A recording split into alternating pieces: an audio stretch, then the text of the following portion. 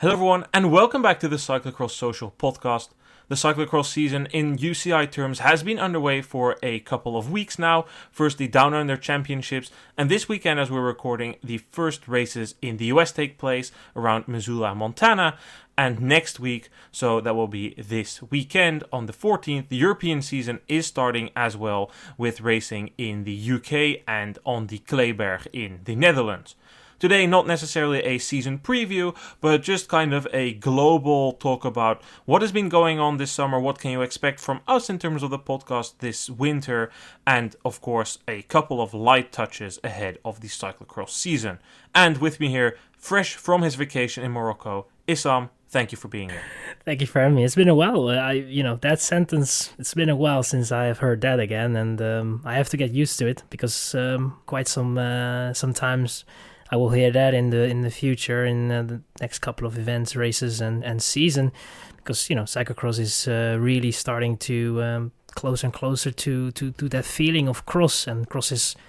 Can you say that cross is back? I guess we can say that somewhat, but it's slowly but surely the races mount, and then the more important races start to get going, and then before we know it, it's already over. So we have to really cherish and enjoy all these races.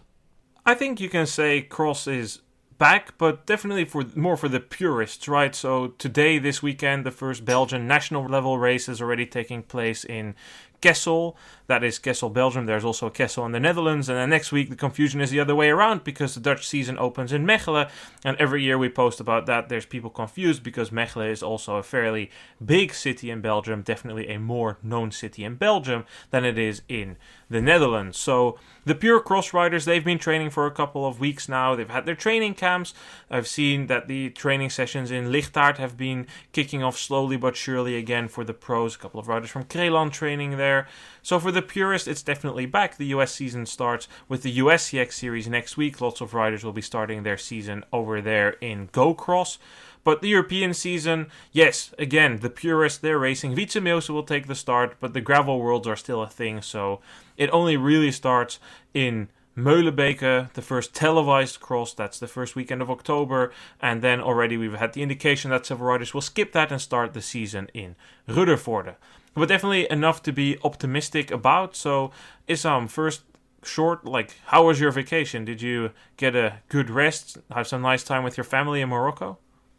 Well, I try to. It's always nice to somewhat reset a little bit and refuel, I guess, with some energy. And yeah, it was nice. I mean, the weather, as you can imagine, was quite hot at times. And when it was hot, we had a heat wave for a couple of, I think, 1.5 weeks or something. And, your rhythm is completely different to what it is here. So it was somewhat tough. Poor me. I had to adjust a little bit to how it's back here again in the Netherlands. I can say with some confidence that I'm refueled to step back in again and talk about the thing that I really have a passion for and love to see back on my screen, which is cyclocross. Well, that's great to hear. And then in terms of what you can expect from us, on the Instagram, fresh new design. We're slowly rolling that out. Issam has put in a lot of hard work for that. Content-wise, not really much changing, except that we're going to try and put out a few more interviews there. Podcast. For the first part of the season, we'll stick to roughly the same format we had last year. So we're going to record mostly on Mondays or Sundays, discussing the races of the weekend. That will be more of a weekly recap show in which we discuss the various different races. So not just the American races. We'll just go over the results, a couple of topics, maybe a couple of interviews that have caught our eye. And then only once we reach the season opener in Belgium, when the races become televised, that's when we can really start making race by race podcasts. So there will be a podcast for Molenbeek, there will be a real deep diving European season preview the week before that, and from there we're built. One thing we're still working on is switching up from a audio only podcast to a video podcast. We're still perfecting and fine-tuning the way that we are going to be able to provide that, and in that we are also going to announce a couple of new sections, but that will be announced as we approach the start of the Belgian season. So that's what you can expect. And yeah, if you're a new listener, that means for the classified crosses, Super Prestige, X2O Trophy World Cup, every race gets its podcast, and in the midweek we either publish a preview or a interview, or if you're lucky, both of them. So that's enough about what you can expect from us. Issam, what's something that you noticed this summer, something that caught your attention cyclocross related, a performance from a rider, an interview, anything really?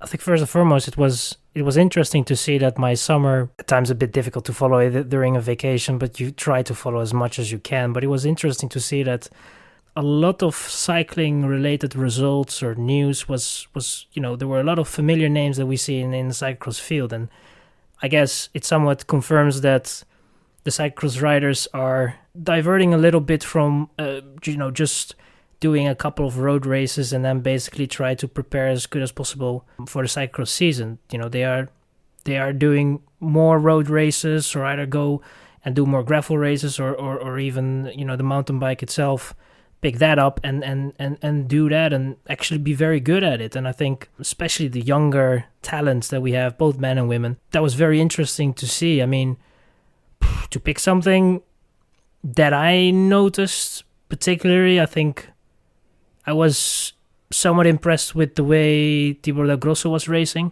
I think that he is on the road. I don't, it's very hard to say what he will do on the road.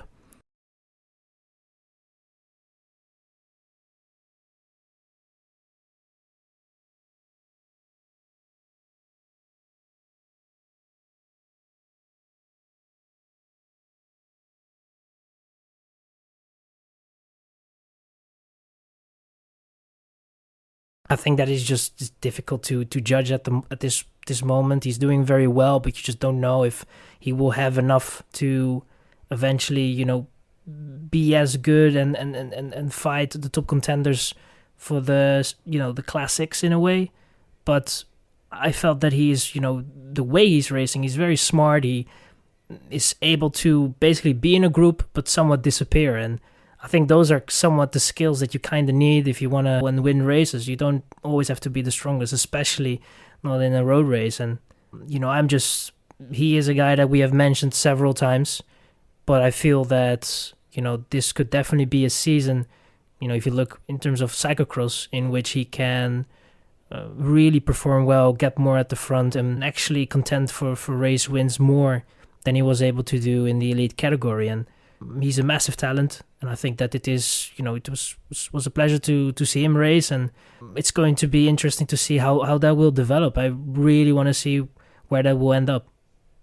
So the interesting thing is that Del Grosso, while he did race, I feel like they've been kind of keeping him away still from the biggest races, right? Like next year he'll have to adjust to the biggest races. I'm not saying necessarily the Tour de France, but just look at that Alpecin roster. There's a big outflux of riders. There's a lot of really good domestiques, really the classics core around Mathieu van der Poel that is moving outward. We still don't know which sponsor is going to replace the Koning. That undoubtedly plays a role, but now they've kind of kept him in these smaller races out of the spotlight. Like, it's known that he's a talent, but it's also kind of still like in the shadow. The biggest race he did this spring was Dwars door Vlaanderen. He finished in the top 10 there. He finished in the top 10 of Brabantse Pijl.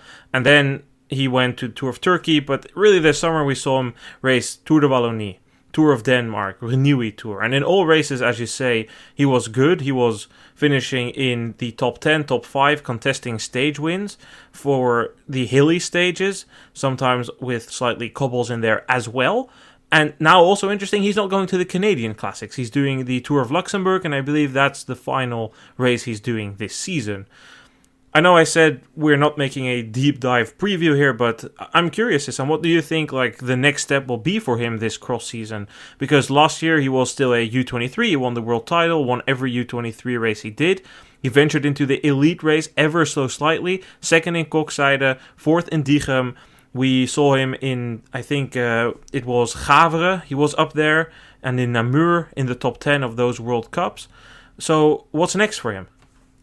He should be able to contest for wins. Huh? And as I said, I mean, in a way he's smart. He is able to, to bluff in a way, and it's very hard to call his bluff because at times he's just not really that good, and at times he actually has a lot left and plays his card at the right moment. So he is he's a rider with character. He's a rider that definitely, if he is in a position to win, he's not someone that will let that slide. He will go for it, and I wouldn't say by any means necessary, but he will definitely not choke in a way. If the chance is there, he will take it.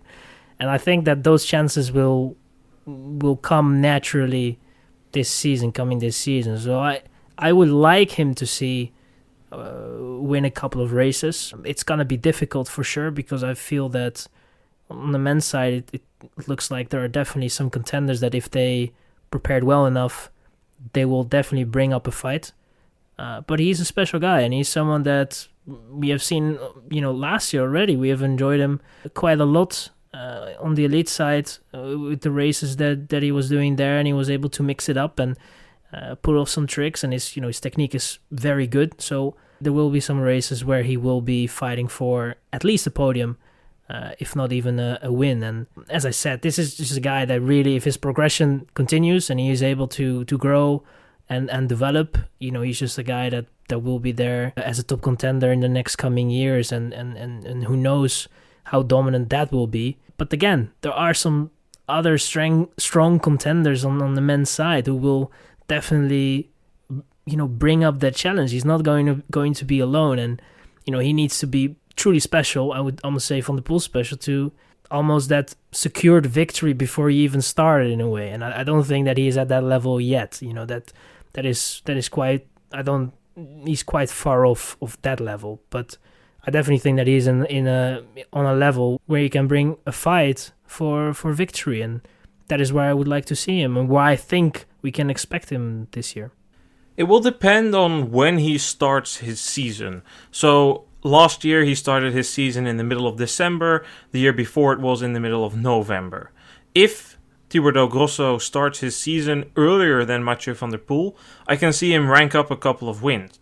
But I think it's not likely that he will start his season that early. For me, looking at his goals that will be, as I said and explained, the bigger road races, I think his campaign will be similar to what it was last year, which means that results-wise, it might be a bit more underwhelming if we compare his results to Thibaut Nys.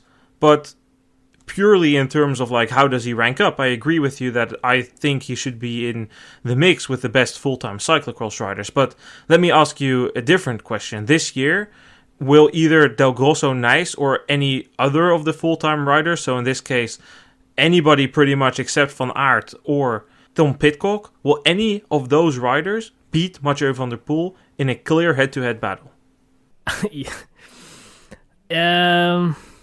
Normally not. Normally it should not be the case. But I have a feeling that if a thing or two goes wrong for Van der Poel, then they definitely have a shot. That I can say with some confidence, I guess, because we have seen it in the past that when Van der Poel is, gets beaten, something happened somewhat. It's either a bad start or a crash or whatever. And I think that you have to look more in that area for those guys to really bring up a fight. I don't think that a rider like Nys is on a level in which he can, the gap last year was significant, and sure, he will add some percentage on his performance overall, and he will get better this season, I feel, compared to last season. That is something that I assume from him somewhat, but I don't think that will be enough to win from Van der Poel in a straight battle where nothing happens to Van der Poel unfortunate. I think that if that is just going to be a very honest and fair battle, then it's probably going to be similar to what we have seen last year, which is total dominance from Van der Poel. All right, let's move on then. Anything else that stood out to you this summer, Issam? Let me keep it on the men's side, because I think that on the women's side, you definitely, I don't want to talk about Holmgren all that much, because I know that you have watched the Tour de l'Avenir, for example, more than I have done.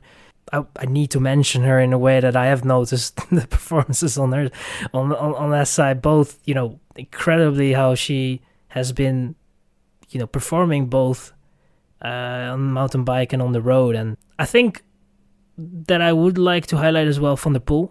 Doesn't need much to highlight, I guess, but I think just the way he was racing in the Renewi Tour, and it's just the level that he is at the moment, I think is incredible, because it's just every year you look at it and you're like, well, this is really a very high level where he's performing at, and every year it seems like he's just getting that tiny bit better. And I feel that on the road side, this year was also quite a strong year from his side. And he for sure, I don't know if he, the Tour de France, if he wanted to finish it, I think he probably wanted to, but he wasn't able to do so. And the way he has been racing, and then going onto the mountain bike, I can recall quite well that we were saying that he was. I think that I said something along the lines of he is a rider that if everything goes well, he's a top 10 guy. And but I didn't expect him, to be honest, that he was going to carry the shape he is into a result like he did in the World Cup in Leggett. And I think that is, for him, just shows how talented he is, despite the fact that he has so much going against him. We will speak about Van der Poel a bit more extensively in one of our next sections. For me, there were a number of things that stood out this summer, and you already mentioned Holmgren. Maybe by extension, for me, what stood out was just in general the Women's Tour de l'Avenir. I watched that race, and it was quite a nice watch, quite entertaining. But let's look at the results, right? So the results here of stage 4. There's just so many names in here that we know from cross. Célia Géry, she dominated in that race. We know she is not a amazing climber. Still, she finished 7th in the GC, 6th in the final mountain time trial. But overall, like in the hilly stages, in the sprint stages, she raked up 3 stage wins. Really, really impressive. But then just look at the riders behind her. So stage 4, Géry with the win. Morse in 2nd. We know Morse, she's on Balois Trek. Millie Cousins, 3rd place. We know her from cross as well. She's downskilled her program, but also has her roots there. She's racing on the Phoenix de Koning team through her cyclocross connection. She has been a podium contender at Junior World Championships earlier before. 5th place, Imogen Wolf. Doesn't really need another explanation, I think, at this point. Federica Venturelli, another rider who has switched from cross to road. 7th place, Catherine Sarkisov. She is the current U23 American cyclocross champion. Then Kira, with a very difficult to pronounce last name, Lilink, I think is how you do it. She too has a background in cyclocross. She raced the the World Championships in Fayetteville, USA, a couple of seasons ago in the junior women's category. So there's many riders in there that have that background. Not in this top 10 here is the eventual winner of the race, Isabella Holmgren. And she, for me, was really a standout there because she raced the Giro this summer. She finished 7th in the overall classification there. And now Tour de l'Avenir Femme taking the win with really, really impressive climbing performances. There should be more to come from her. And then, I mean, somebody made the joke, is she the lost sister of Puck Pieterse? Because the Tour de l'Avenir finished in the Alps and she just stayed there and switched her road bike for the mountain bike, and then immediately just coming in without any preparation, hardly any course recon. 3rd place in the U23 World Cup. A couple of weeks until the World Championships. It will be interesting to see how she fares there, but she should be one of the contenders for the world title in the U23 category there. Insane talent, and I'm curious to see what she will be able to do. This is a real climber. It's really insane what she's been doing, but it begs me the question in a way, is there something like too much talent in a way? Because she's been nailing it wherever she goes, on the road, mountain bike, cyclocross as well. It's all coming together.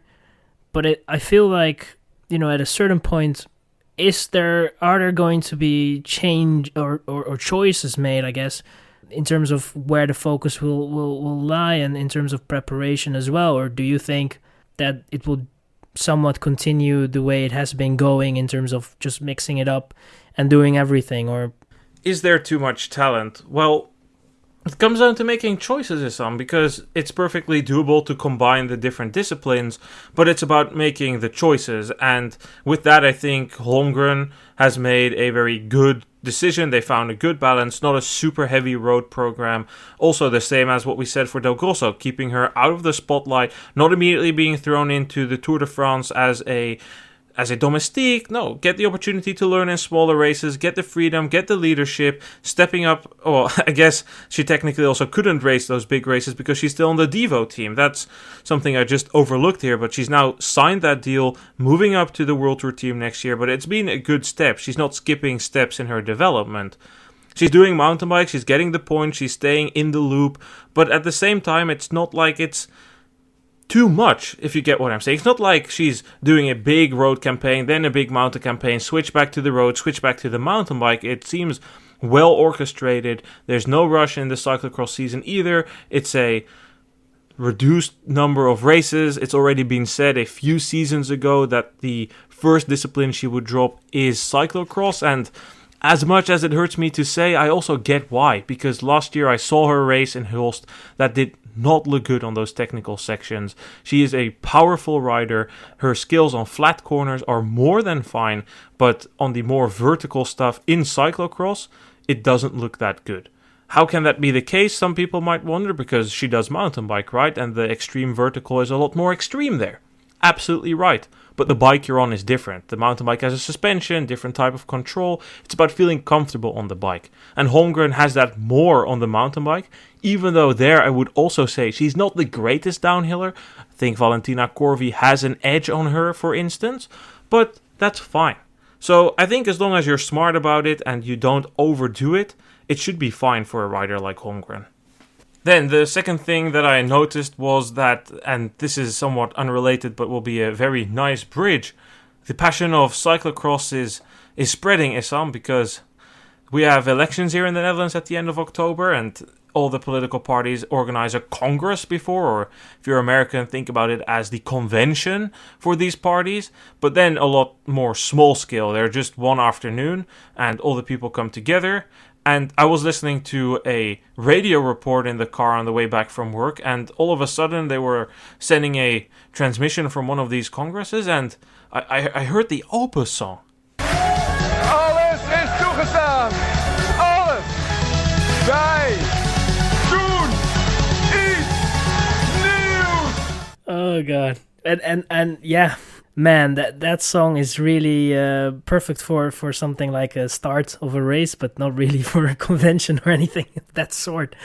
I mean, it was I felt really out of touch, but I have to say that when you hear the song, it immediately somewhat reminds you of those 2 minutes that you have before the start, the announcer screaming that it is almost time for the riders to depart, and it has that special feeling in a way, and I think that is for almost everyone that follows the World Cup races or watches cyclocross or is actually attending the races there. And I think it's that song we have somewhat we have made it our own as a sport, I guess, and it's incredible that when it's used in another environment, it's just one, out of touch and it doesn't really work, and two, you immediately get reminded by cyclocross as a whole. And we will use that as a perfect bridge to talk about our cyclocross storylines over the summer. Normally there's always like one big case, right? It's like one transfer or one unexpected move, but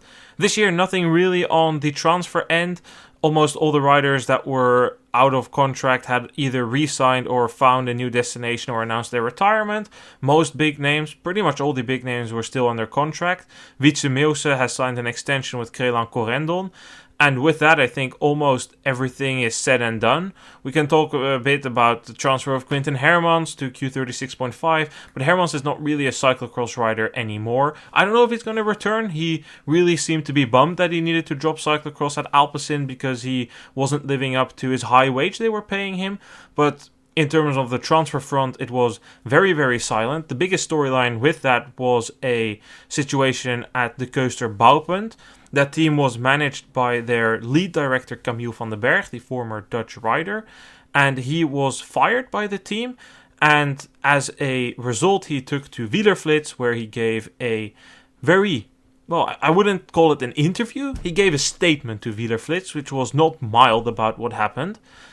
He said, quote, "After spending 5 years with the Roodhoof brothers, I now need to leave due to the dissatisfaction of 2 riders in the team. They complained to the team management about my equipment allocation. It was about what they would or wouldn't get compared to the other riders on the team. After that, things started to go wrong and everything went from bad to worse. At one point, the team saw no way out and they fired me. They didn't think my relationship with one particular rider would be sorted out before the winter. I have never received a proper reason for why I'm fired. Now they're telling the riders I wasn't properly communicating, but I never heard any complaints about it myself. What hurts me the most is that one of the riders who complained has been working with me for 5 years. Above all, it's unfortunate for Laura Verdonschot. I tried to pull her out of the doldrums, and together we succeeded. She's now losing her coach, team leader, and buddy. If it hadn't worked out for her, it would have been a different story. But when a rider from the second pool of riders, the B-tier riders, says something like that about me, you as a team and sponsor should have to think twice and support your leader in her performance." So, Issam, that's definitely a harsh departure. The team has never commented on this. I think that's a wise decision communication-wise. They simply announced Tom de Kort as new lead director of that team. Your thoughts? It's tough, because it's just one side of the story, I guess, and that makes it a bit difficult to judge what happened and who was somewhat at fault, and if Van den Berg has a reason to complain about his departure, I guess. It's a difficult situation because from the one hand, you should say that every rider of a team should get somewhat the same treatment, and there shouldn't really be a priority thing unless your resources are limited, and maybe that was the case. We don't know. And if that was the case, then it's also fault of the team, or at least the team itself, that needs to make sure that the resources are there for every rider of a team, because that's the commitment that you make at the beginning of a season when you have signed a rider. You should make sure that every rider has the same equal material and resources, that it's just going to be a fair season in a way. And it's difficult to judge, and I can understand the frustration for Van den Berg, because it looked like he was very much involved. It looked like he was really, especially with Verdonschot, it looked like he was putting in a lot of effort to get her to a better position, I guess, and make her perform better. And it somewhat worked, right? We have seen the progress there. At times there were some questionable decisions, especially on the way they tried to plan the season and the amount of races that were done. But overall, I think it's just when a situation like that occurs, it's just very hard to judge if you don't have both sides of the story. And as you say, it was maybe for the team the better decision to not really jump in on that story and try to defend it or whatever. I think it's just, they made the decision and they should stick by that decision, and that's it. If someone wants to make a statement, they can, but the team should just, let things be as they are. And, for Van den Berg, it's, I think that he is trying to also explain the case, even harder, because he doesn't want to have a bad reputation. And you've seen it in cyclocross that at times it is difficult to find a new job, and then they try to get some attention, go in the media and really apply for a job. Well, there isn't really any, and at times it really works. So I can understand why he responded in that way and why he outed his frustration into the media. And I hope for him that he can just continue on with his job. I think we can piece together more of the story than what was on Wielerflits, because first of all, there's a contradiction in the statement, right? So Van den Berg says that he never had a reason for why he was sacked, but earlier he says that riders complained about his material, so his resource allocation between the riders, and that the team said that they didn't see any way that the relationship with one of the riders could be fixed before the season started. So I think that right there is immediately the reason why he's fired. I think we also know that he is, in this case, demanding preferential treatment for Laura Verdonschot, because he doesn't deny that. He says here that when one of your riders is performing and the others are B-tier riders, you should take that as a sign to support your first top-tier rider better. So with that, he's indirectly admitting to the fact that he wants to give Verdonschot more and better resources than the rest of the team. And that is a decision that I think is kind of underlined by a problem here. Why did Camille van den Berg become a director of this team? He became a director because when he was still at the Cyclocross Reds, which was, or the Sevens, or whatever that team is called right now, what it was called when he was there, when he was at that team, he took on Laura Verdonschot as a private coaching client. And that was a success. He claims here the credit for pulling her out of the doldrums, bringing her back from wherever she was, which definitely was the case, right? Like, after that partnership, and Verdonschot has said it herself, she started performing better. But that was the underlying reason why he got that job in the first place. He decided to leave, and because of the success with Verdonschot, the team thought he could deliver similar success to the rest of the team. So you're having a conflicted relationship here, because he has a very tight connection with one of the riders and doesn't necessarily have that with the others, and that's causing a bit of a problem here within the team. And I can understand, like, who are these other riders? He's talking about 2 riders. Well, with that, we also have a bit more of information, because the team has 3 riders. It's Verdonschot, Jintse Peters, and Lotte Bale. So how likely is it that those 2 other riders are Jintse Peters and Lotte Bale? I would say fairly likely. We can't say it with 100% certainty, because there's also riders on the Devo team. I don't know the ins and outs of that structure and if they would have potentially complained. But regardless, we can clearly see that he wants to allocate more resources to Verdonschot and less to the rest of the team. And that, at the end of the day, I think is something that the team itself also didn't support. That part of the statement in which he was talking about B-tier riders, I don't, when you're talking like that in a way, I feel that you're somewhat responsible for all your riders of a team, and somewhat belittle your riders in a way of ranking them and all that. I don't think that is the best way of being part of a team. And sure, it was after his departure, but I think still you should not be talking that ill of other riders, and especially if those are the ones that you were responsible for in a way. So you can definitely see that Van den Berg himself also looks like, allegedly, that he made some mistakes left and right, or misjudgment at least. I don't think it was at times, as I said, if we talk about resources, for example, that is also somewhat the responsibility of the team itself. If they have to try and make sure that all the riders get the resources, and if they were equal, but he still was not distributing them equally, then obviously it's a mistake from his side. And yeah, it's just a bit nasty when you hear those things, and you just hope that the riders get through that, and there's not much harm, and everyone can somewhat continue on, I guess. And Van den Berg is just going to find his way back into the sport in a way.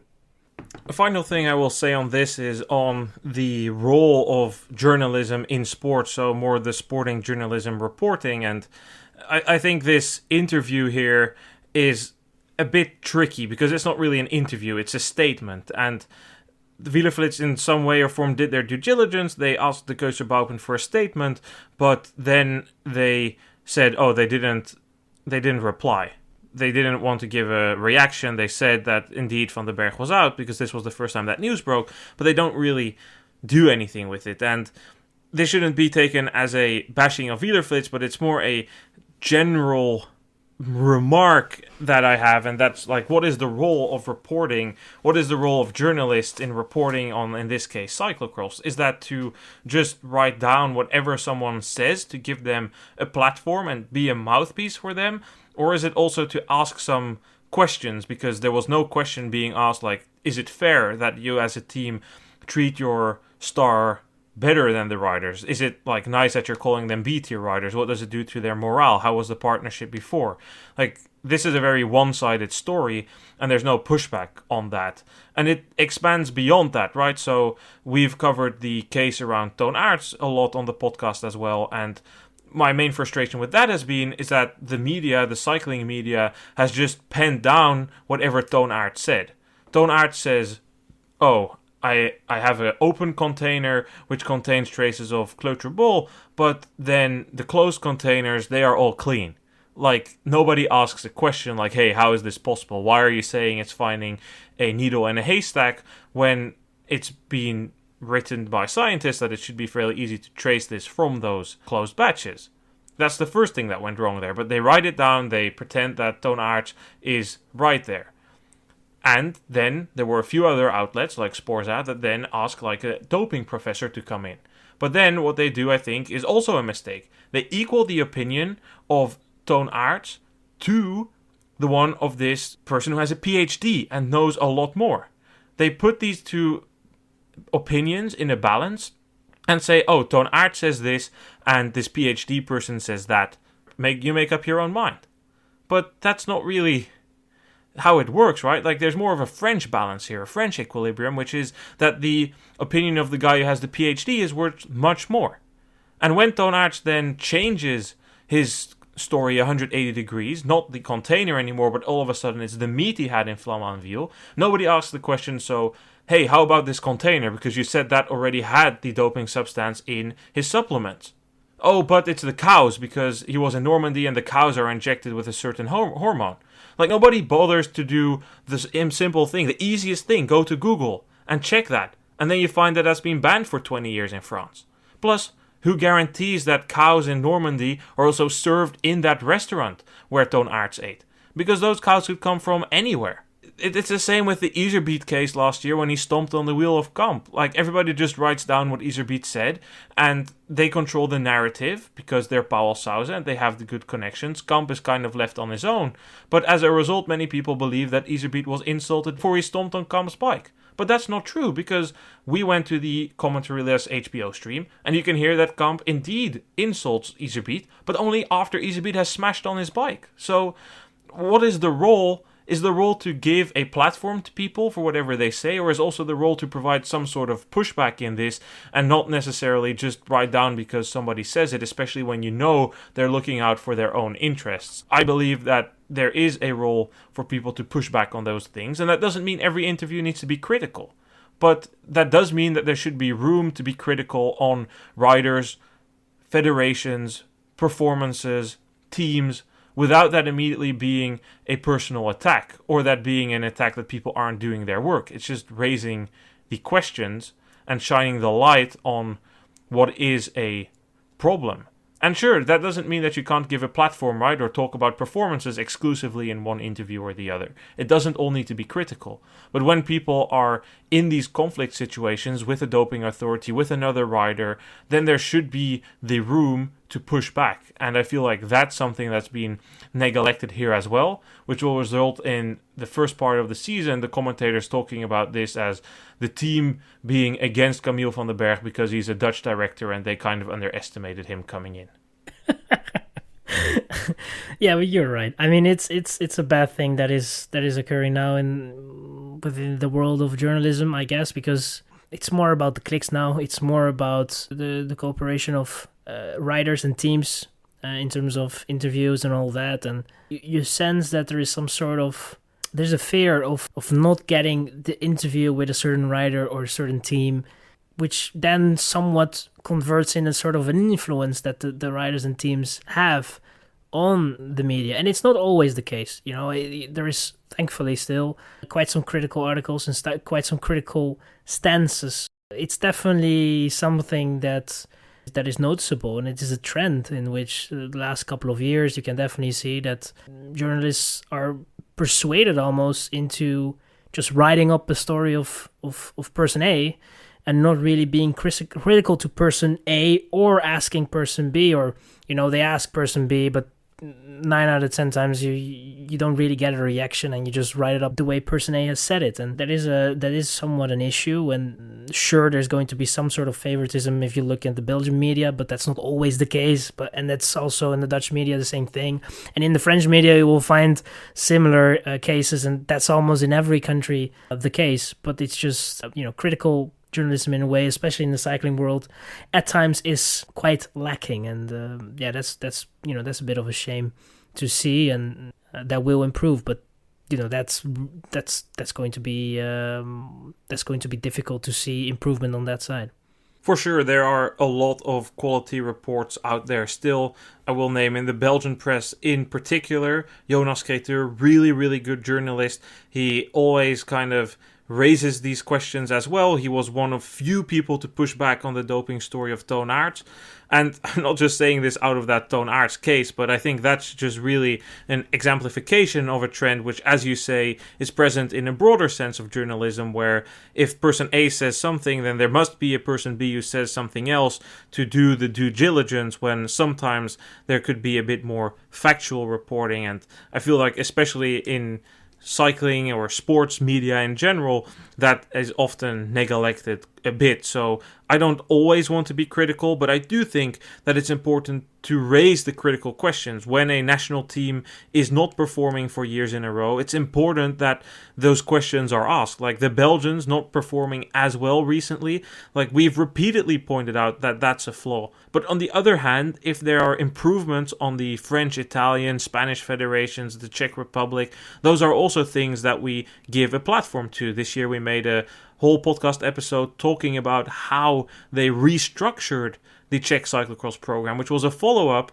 on a few years ago when we did an interview with Petr Dlask, who we did push a bit more critically, like, hey, how come that this and this didn't go as well in the last 5-6 years? And he said, well, these are the reasons, and now I'm doing this, this, and this.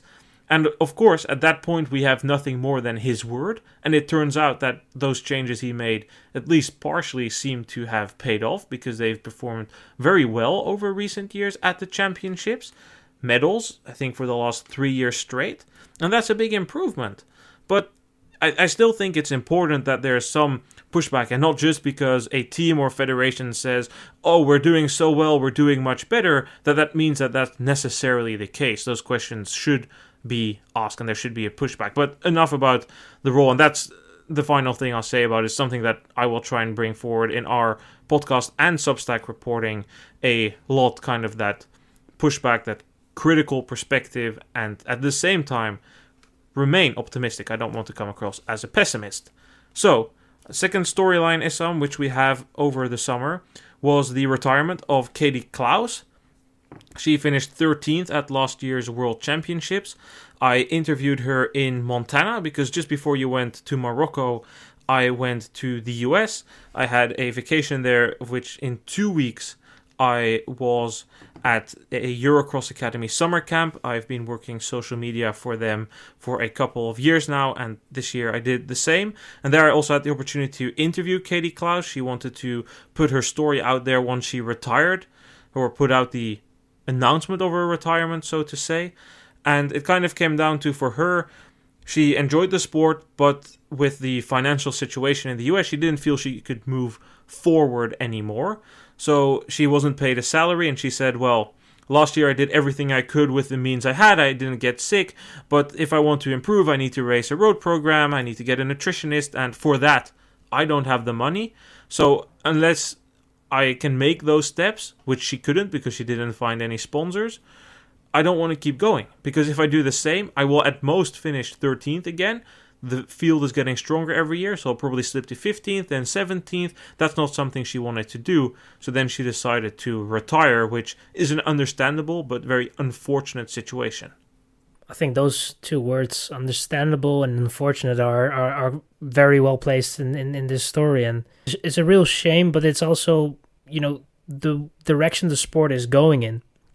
It's just, in terms of how professional the riders have become and how serious they take it, and try to find, the small margins become more and more important. And it's just, it becomes a tough task to mix it in as being part of a smaller team or actually going into the sport as an individual. It's just a lot harder, or you need to temper down your expectations in a way. And I think a rider of her caliber should not do that. It highlights also in a way where American cyclocross is at the moment. I wouldn't say a terrible situation, because there is perspective and there is talent coming through, but the issue that there is currently, I guess, is that while talent is getting through and you see the positives in the junior categories, it's a matter of making sure that those talents make it through into cyclocross and get the interest of the road, or they're actually also very good on the road, or mountain bike with the Olympic dream is just, it's very hard to stop a rider from thinking about and dreaming about such a goal, and that is the position it is in currently. And then, if you talk about structures and all that, it seems like it's just not enough for the competitive it is in for example, Belgium, and the way they have structured it. It's just very hard to compete with. As an American cyclocross rider, you should consider trying to get in such a team almost, because it's just, if you are going to stay within the American scene in a way, and you stay in an American team, chances are that it is going to be a struggle in a way, and then you have to try to find some money, and that is also not easy to do. So it's a difficult situation. If I had the solution, I would have given it. But there is more to it than only a solution, I guess, because even if you had the solution, it would still require a lot of money, a lot of effort, and a change in structure, and maybe then somewhat this problem, I guess, what you have now of the elite riders not getting the support that they need to be competitive could be solved in a way. Cross isn't dead. International cross isn't dead. American cross isn't dead. But you're right. It's a very tough situation. And I think what you wrote to me when I sent you the draft of the article was it kind of highlights the struggles of American cyclocross in terms of money. And it's also sad, because if Clouse was Belgian, she would probably be picked up by one of the teams over her performances. And she could do that. And I think you're right. The way forward, really, to make a big cyclocross career is to get on one of the European teams. But that's so incredibly difficult. Good luck trying to convince Poel Ceuster to sign anybody from outside of the Netherlands or Belgium, let alone from the other side of the ocean. It's so difficult. You need to be of such a high level. And then, you just come into the fact that, look at the talents. Their biggest talents of the US, they're also active on the road and mountain bike. And those teams are far more likely to give them an opportunity. And with that, then road or mountain bike becomes the priority. And they're drawn away from the cross. So, as you say, all the teams are doing a really commendable effort. I have an episode scheduled for later this week, an interview with Tyler Sampson. He runs the Competitive Edge team, and he is going to give a couple of examples of how he is trying to improve the program, trying to invest in a road program more, do more road races, more stage races, kind of looking at, hey, what do these European teams do, and what can we copy from that in our structure to improve? And I think the people who are involved, that most of them are doing a really good job with the means they have. But that doesn't mean that the means they have are enough to save the sport as a whole, right? It's just difficult. It costs money to pay Katie Clouse's salary. It costs money to pay Scott Funston for his efforts. And that's the difficult part. So I would say, unfortunately, it's also kind of the reality, like you wrote in that message. It kind of highlights struggles which are not unique to the United States, but especially visible because they've had a presence at the front of the field more recently, and we've already seen a similar decline set in, where for the US it was really on the women's side that they had a lot of good riders 5-6 years ago, and now it's drying up a little bit, or drying up there. And we've seen this similar trend, right? We've seen it happen in France, we've seen it happen in Italy, and they still face similar struggles in those countries as well. Yeah, it's not really that the United States has has this problem as the sole country in the world. It is, as you said, cyclocross is still an international sport, and there is interest from other countries, but it's a struggle in a way, and we have seen initiatives from for example, within France, where they have somewhat try to tackle it. But I feel that you just see that a lot of talents tackle the issue themselves by trying to be as attractive as possible for in this whole multidisciplinary world that we are living in, and they are always trying to also have good road results and try to do your best and be good there as well, and just make it attractive enough for a team to pick you up, even if it isn't a cyclocross team. But in many cases, it's changing now a little bit, but despite the changes, it's still the case that if you are signing for a road team doesn't really give a crap about what you're doing in terms of your cyclocross results and how you're planning your season and all that. So it is changing in that respect, but it's still it's still difficulty. It's still difficult for riders that do not have a Dutch or Belgian nationality to get within those structures or find the structure themselves. And that's just going to be an issue that we will be seeing, unfortunately, for at least the next 5 years, I guess. It will improve, but it's just so difficult to see improvements to an extent that we won't have this problem whatsoever in the next 5 years. It will still be the case. Question will be how much improvement will we see, and what is what is possible. That's a struggle that the sport has to live with in a way, and we basically just have to hope that it gets better. Yeah, indeed, it's a common feature like we just concluded, right? We've seen it happen in other countries, and it's not a US unique problem, and it's definitely not something to put the blame on and blame them, the people involved there, necessarily. I do think, and that was written by our North American correspondent Patrick Lapetina on our recent Substack, that there are a couple of question marks and points to be raised about the role that the federation has played in the last 4 or 5 years, and not really having a clear cutout vision for the future. But we don't need to do that discussion here. We wrote an opinion piece about that, and you can find that on our Substack, which is called Inside Cyclocross. Well, I think it's now my time to ask you a question about something that I saw, or I was somewhat involved in, not that much. I only made a thumbnail and some posters, but you talked to me about a project that you were working on this summer, which, to be honest, is a project that you have been working on for a couple of years, to be honest. But in terms of the footage that you've taken, it seems like a lot of that was across your collaboration with ECA and what you're doing there, and you made a movie about that, or at least not about that in particular, but really about what they're doing there, and how Jeff Proctor's very much involved in that. And I saw the movie that you have released, and I congratulate you on that, because I have to say that it was a really good piece. I enjoyed it a lot, and I'm not saying that because only because we're doing this together and I'm a friend and all that, but it's just, and honestly, I think that it was a very good piece. I really enjoyed it. And how did you come to the idea of filming all that, and how did that whole process go in a way?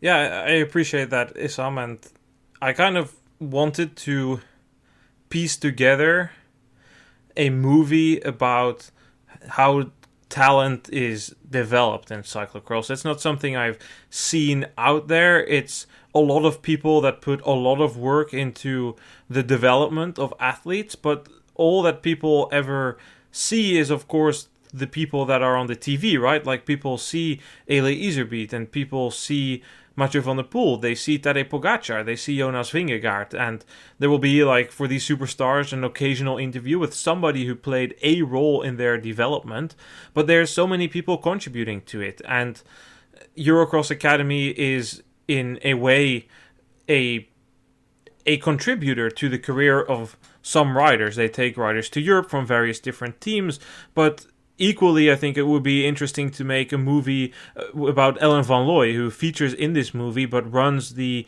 development pipeline of the Ceuster Bouwpunt cyclocross team.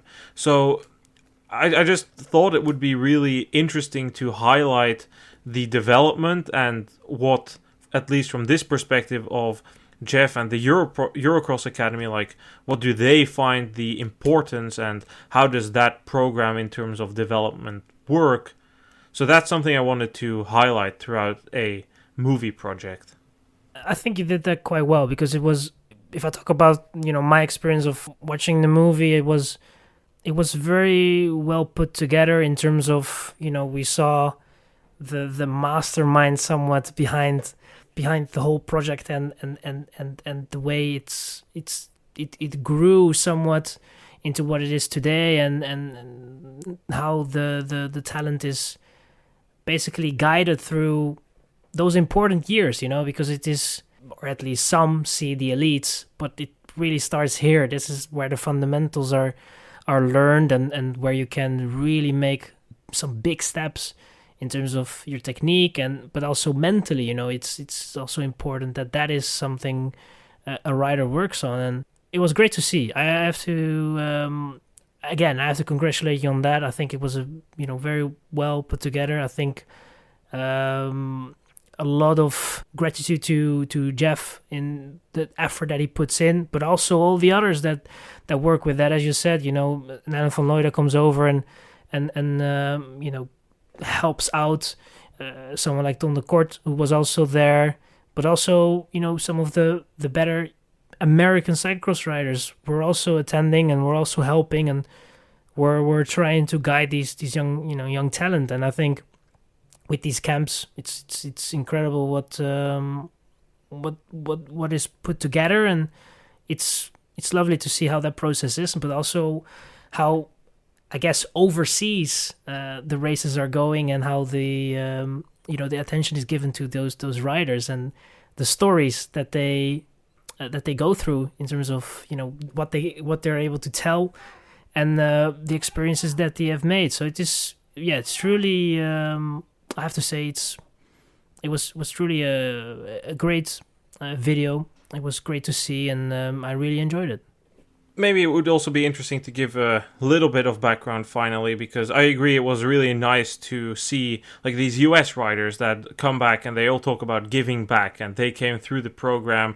They were taken to Europe by Jeff a number of years ago, and they want to contribute to making America's next generation of cyclocross riders stronger. But a little bit of background, because there's a lot of footage in there from the last 4 years, and I'll keep it brief, but 4 years ago, in the first year that we were making this podcast, I think, Jeff sent an email after an interview I did because we said, we've never really been behind the scenes, and he invited us to come behind the scenes with Eurocross Academy. And that was quite interesting to get that perspective. And after that, he asked about media work, because he was looking for a social media manager. He was looking for a upgrade in terms of video footage for Instagram Reels and those type of performance or types of content to be made. So from there it kind of rolled. I went to Tabor World Cup in 2022, and it rolled from there, and I've done media every winter for them. They hire me to make Instagram Reels and an occasional YouTube video, and then we came up with the idea to use all that footage of the past few years and put that together into a movie. And over the years I've kept doing all the social media stuff, and that's still my role. I don't really have a influential role within the organization. I just make Instagram Reels, and this year I was an apprentice coach at the camp, and here at the camps in Europe I do a bit of video analysis, but I really don't have like anything to do with the daily operations of Eurocross or with the rider selections, or that's all something I don't deal with. I just make the videos, talk to Jeff, see if I can provide some logistical support in terms of connections over here. But above all, just the media and a little bit of coaching. And it was really nice to put together kind of 4 years of what I've been very busy with behind Cyclocross Social as well into a video, which I'll link in the show notes.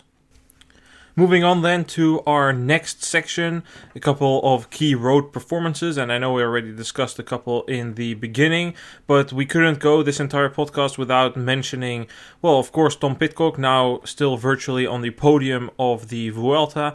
This summer he didn't race the Tour, of course, his team wasn't invited. He went on the mountain bike and he just came in cold, won the World Cup in Andorra wearing a gold-ish cycling kit, which, it reminded me a bit of the days of Bettini, who also rocked the gold. So there's that for you, but I don't really want to get too much in the Vuelta. That race is still ongoing, and seeing we're already at the hour mark of this podcast, I would like to zoom in slightly on the Tour de France still.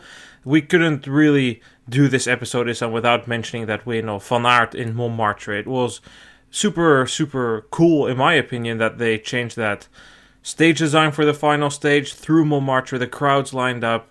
Of course, Montmartre, here you have it. If you have a bingo card, you can cross it off. Every time Montmartre comes by, I'm obligated to say the venue of the first ever Cyclocross World Championships.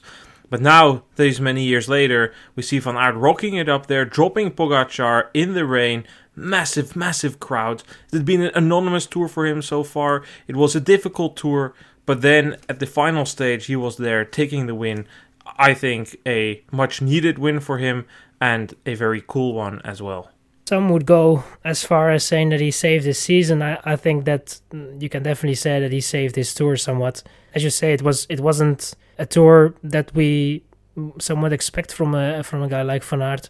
He was not really, from a couple of moments, he was not really that important for the team. He tried to be, but it was not the Van Aert that we know that was significantly up front for Visma Lease bike. But he was there at that last stage, and everything aligned with the rain, the fatigue of certain riders, and he was there. But you then still have to do it, and it's, as you say, it's a cool venue. It was a cool stage. I don't know how many times we will still see this in the Tour de France.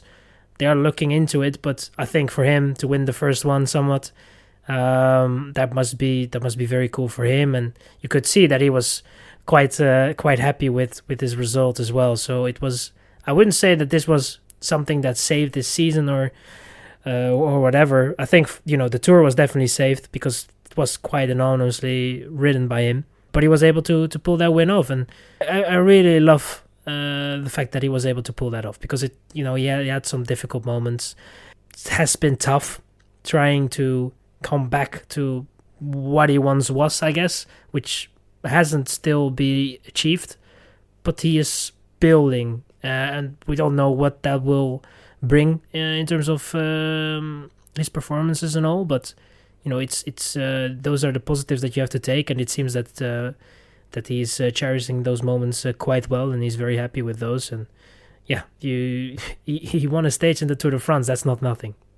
Of course, as well in the Tour de France, Mathieu van der Poel was an animator. Early on in the race, he had that stage win, which I believe was the last podcast episode we recorded before our summer break. It's always kind of the double up, when Cyclocross Social podcast makes an episode for the Tour de France, and then after that you don't hear from them for another month because it's the summer break. And the Tour is meanwhile finished, and here we are. But definitely worth mentioning, Van der Poel animated that stage win, days in yellow, attack for the yellow jersey, completely collapsed in that stage. That was won by Ben Healy, but she managed to take yellow by a single second. Had that duo breakaway attack with Jonas Rickaert. It was really a fantastic tour by him. He eventually left with Phenomia.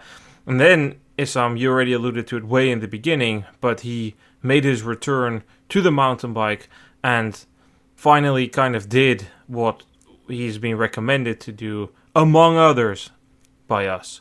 But he took it easy, didn't take any unnecessary risks, took his time getting to the front, not that crazy on the downhills, even on the uphill technical sections. He took it calm.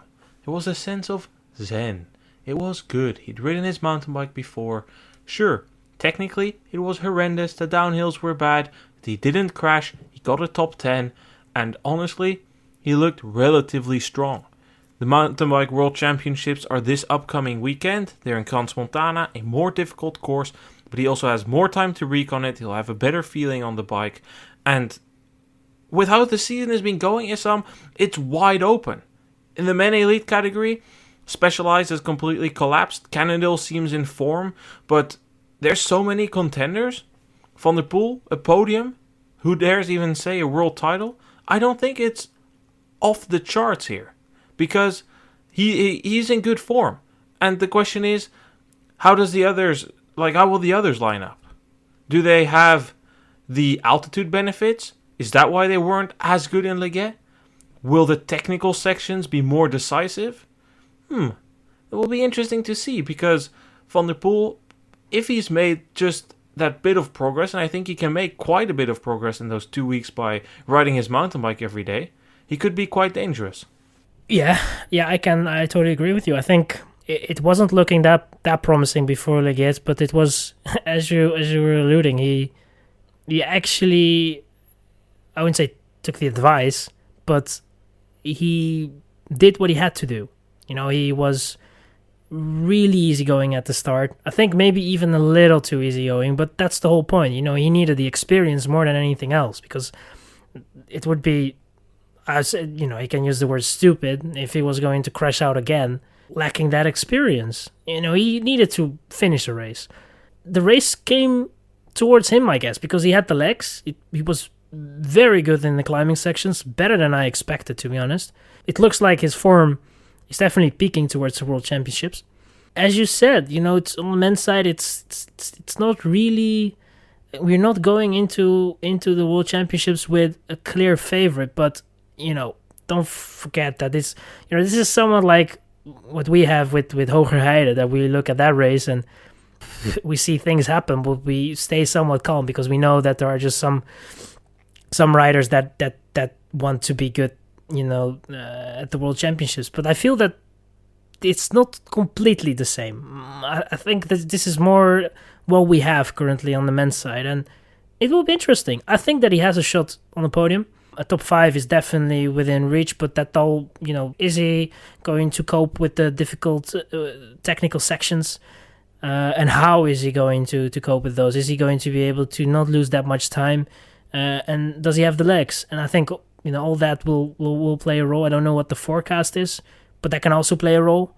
So it is going to be interesting to see what he can do. And I think that if you just focus fully, solely on that racing, I think it shows what we were kind of saying. He is a rider that is capable of running at the front of a mountain bike race, but it's just basically the way he was approaching it wasn't the greatest. And it seems that they have changed that a little bit. Not enough, I would say, but it is enough for him now to at least be on a level in which he can actually, look back on and be somewhat happy about and content with. The results are now better than what they were before, with not even finishing. So I think that's a step forward, right? So it's definitely, it looks like they have somewhat understood what the discipline of mountain bike is all about. And he's getting in the flow, and who knows, he can definitely surprise us. I don't think that he's going to become world champion. I think that's still a step too far, and his preparation has been lacking too much for that. But I do think that you have a point in saying, well, Hogerheide World Cup is not representative, and Ligier, how represented is that? Completely fair. Like, riders have been at altitude, have done hard training, it's a question mark. Some mistime their peak, but still, the season has been relatively unpredictable, I would say, because we've had only one rider winning 2 races, that's Christopher Blevins, and after that win in Novo Mesto, it hasn't been as good for him. We've had Lucas Martin up there, we've had Mathis Azaro up there. These 2 French riders, I would say, have been the most consistent in the European stint of the season. But what can a Flukiger do? What can a rider like Vidaurre do? He won in Val di Sol. What can a rider like Sink do? I don't have Sink on my list of potential world champions, but he did win in Leogang. And that was a surprise back then. It was his first World Cup win, and it came at a relatively high age. Many thought it didn't happen, or it wouldn't happen anymore, myself included, but it still did. So it will be really interesting to see how these dynamics play out. Braido putting in a tremendous performance in Ligier, his best one of the season. So there's so many variables here that I do think with a tactical race, because I think it will be that, it will allow Van der Poel the opportunity to come into the race and contend for a top 10, top 5 position. And if everything goes his way, I think a 3rd place could be possible. And with that, I come to a statement I didn't think I would make on this podcast, Issam, but I think that the chance of Van der Poel becoming world champion is higher than the chance of Pieterse becoming world champion, because Pieterse, to me, seems to have been hitting a wall over this summer. Because after her Spring Classics, she went on to the mountain bike. She won the 2 World Cups in Leogang and Val di Sol. Then she went to the Tour, and that Tour didn't go well. She decided after the Tour she wasn't going to race the World Championships on the road and rather focus on the mountain bike World Championships. But in Les Gets, it didn't look good. She finished 10th in the cross country, and I fear that it's just been a bit too much, that fatigue has kicked in, and that it's not looking as great for her coming in, because it's not really Pieterse to have a Tour de France like that and then also have a mountain bike performance like that. That's an indication that something's off.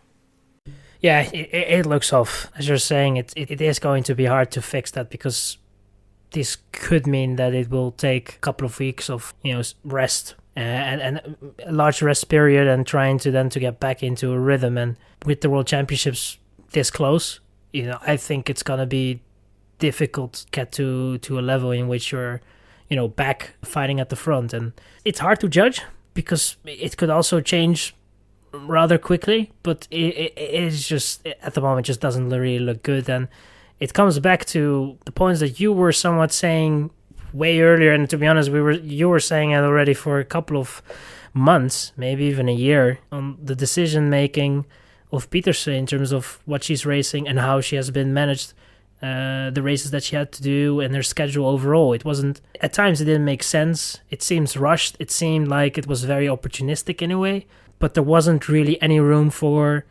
rational. The way the races were just stacking up, it just didn't make sense. That will eventually, it will just somewhat kill you. It will just not. It will just at a certain point it will just not work out. The legs will not be there. You will feel burned out, and it will just. The legs will not go, and that is, I guess, what is happening. It's hard to say, but it seems to look that way, and especially with that decision as well of not going, not doing the road World Championships, which at the moment seems like a very fair assessment looking at that mountain bike race, but it's not great, because the issue with this as well is that it's just very hard to build up again, and you need the confidence. And I'm not saying that this is the end of Pieterse, I'm not gonna say that, but you just have to be careful with those moments, because you don't know how your body will react. You don't know how easy the build up will be again. It's just tricky, and one time it will work and the other time it will not, and that's just the risk that you're taking if you're not planning your race as well, if you're not giving your body enough rest. It's just you're just trying to shorten your career, I guess, and that's definitely not something that we would like to see for Pieterse to happen. Maybe it's just confirmation bias, and I'll need to eat my words next week, but I'm actually going to Switzerland for the Mountain Bike World Championships, and I'm not going there with a lot of optimism to see Pieterse win the world title, but we will see.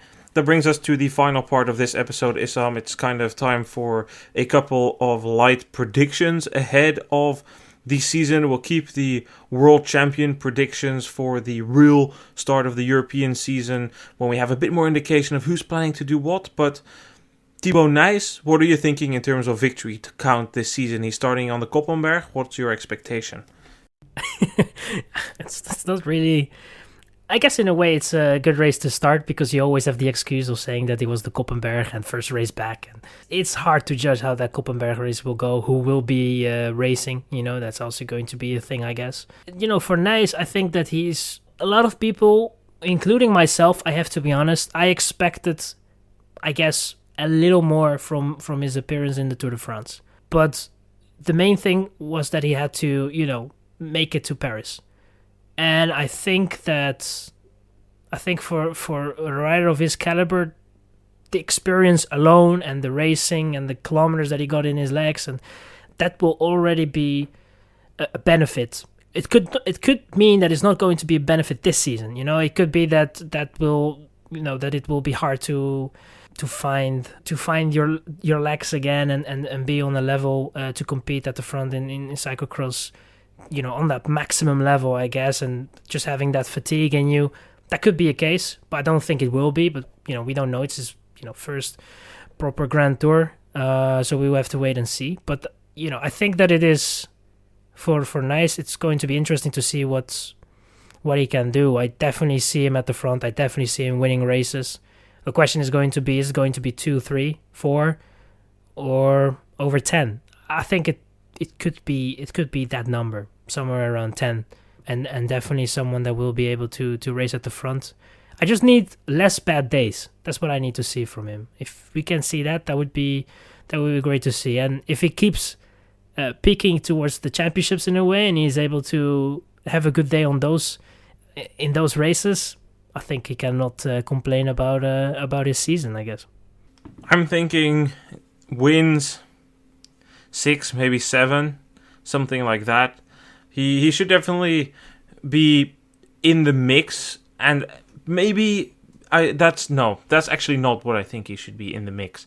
I think quite clearly he demonstrated last year a form over the Christmas period that should put him ahead, that should make him the favorite for almost all the races in which Van der Poel and Van Aert aren't there. And even Van Aert, we've seen the form that Van Aert was in at Christmas. There's some speculation about a longer cyclocross campaign of Van Aert, which I don't fully buy at the moment. But still, I think that Thibaut Nys, with what he showed last year, should be able to rake up a couple of wins. Maybe that's not on the Koppenberg when he starts, but he certainly wants to defend his European title a week later. So I think he should be able to get that number of wins, 6, maybe 7 in the November, early December period. Maybe 1 or 2 at Christmas, because that period is so packed. There's no way that he will be against Van der Poel in all of those races. So I want him to make that step. That's what I want to see from him. I think we discussed Del Grosso earlier, that we both want him to make the step towards the level of Nys, and we both think that he can do that as well. Then a couple of women's predictions still. 2 Issam, or, well, let's make it 3, because first we have a few riders that are coming in a bit unknown. Van Anrooy Issam, this is not really a prediction, but her road season hasn't been amazing. She is supposed to return to cross, but it will be her first cross race in really 3 years. She had last season thrown out by an injury. The season before, she crashed and broke her rib.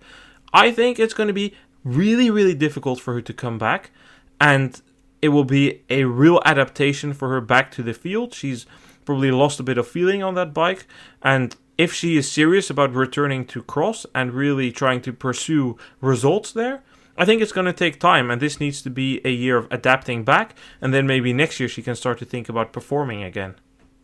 Yeah, it seems to be that way. Yeah? It's it hasn't been the greatest of roads for Van Anrooy, I guess, and it's then difficult. I think it's going to be nice to see her back in cyclocross, but as you said, I mean, we shouldn't expect too much, and she should also not go into it with high expectations. She should really try to find that love again, for cyclocross, and just enjoy the moments, enjoy the racing, have fun, and learn, and try to get better every race, and just look at it also from race to race. I think that's just the way you have to look at it. And sure, those are the cliches somewhat when it is not really going your way, but there is some truth in it, and I think that is definitely how you should approach it. And we should not, we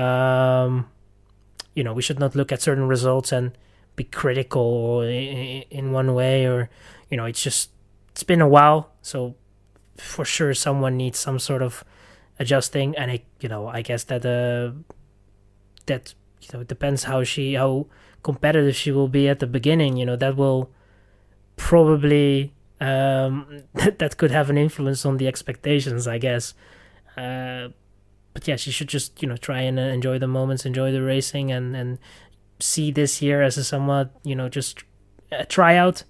And then next season, if she wants to be serious and she has certain goals set for next year, then for sure she should try and pursue those with the training and the preparation that you need.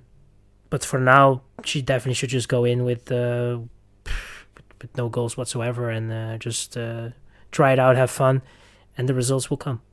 Then the next rider is Fem van Empel, the 3-time reigning world champion. Not just a rider, But Van Empel, she had those mental struggles. She didn't race after the road at all after Alfredo Binda. She was supposed to race in the Tour de Romandie, but then her team got disqualified over a very, very, very weird dispute with the UCI following rider tracking. Maybe a bit difficult here to really make a prediction, Issam, but I guess I would expect still that Van Empel is going to be the top rider this cyclocross season. I think she's clearly indicated that she's going to come back, and I think she will do pretty well. Yeah, I can only agree with you. I think that it is definitely, it has been for her, I think, not the easiest of times, but I don't see how it will affect her form in cyclocross. I think that the form will be there. It's difficult to say, because you never know how that will go. It could be that in the beginning she will struggle, or there will be more races in which she will struggle, because it's just difficult to judge how the preparation has been, how you're going into the season. It's just those little things, that could play a role. The level is also going up, so let's not forget that is also happening. So those factors will play a role, but I think despite all those factors, normally a good Van Empel should always be able to be at the front fighting for victory, and I think it will be no different this season. Finally, a rider who I think will be a bit more optimistic coming into the season is Zoe Bäckstedt. She took her, at this point, almost traditional time trial win in the CMAC Ladies Tour. My question to you is, Bäckstedt, does she take her maiden World Cup win this year, yes or no? She almost has to, She almost has to. She was close. She was close last year, but it has to happen this season. I think that is just the progression that she has made is not at times, it wasn't always the same every year, but I definitely feel that she has definitely improved and is getting better and better.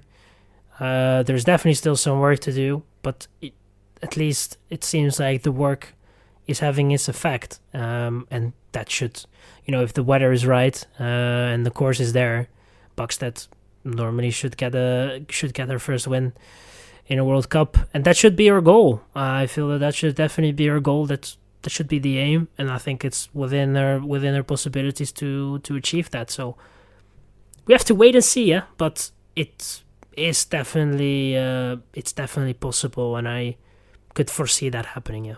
I have to agree with you, Issam. It should really happen this year. She made good progression last year, showed increased versatility as well. She was better and better on courses that were muddy, that were slippery. Her technique improved. She was up there. So, yeah, I would agree with you. It has to come this year, and it will eventually come on a course which is more mud and power prone, because that's still her biggest strength. So I have a few more things on this list which we're going to save for future episodes. There is something written here in full caps, or I wrote it down, and it says bi-week World Cup, but I think we'll have plenty of time to talk about that. Issam, thank you so much.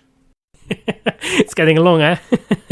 Yeah, no worries. It's great to be back again, and I'm looking forward to this season of Cyclocross, to be talking about it with you and to our listeners. And thank you for having me, and I'll see you in the next one. Yes, thank you so much. This week there will be an episode for you, an interview with Tyler Sampson. As I said earlier, he is the director of Competitive Edge, and he will give you some perspective on his program. Thanks everyone for listening, and goodbye.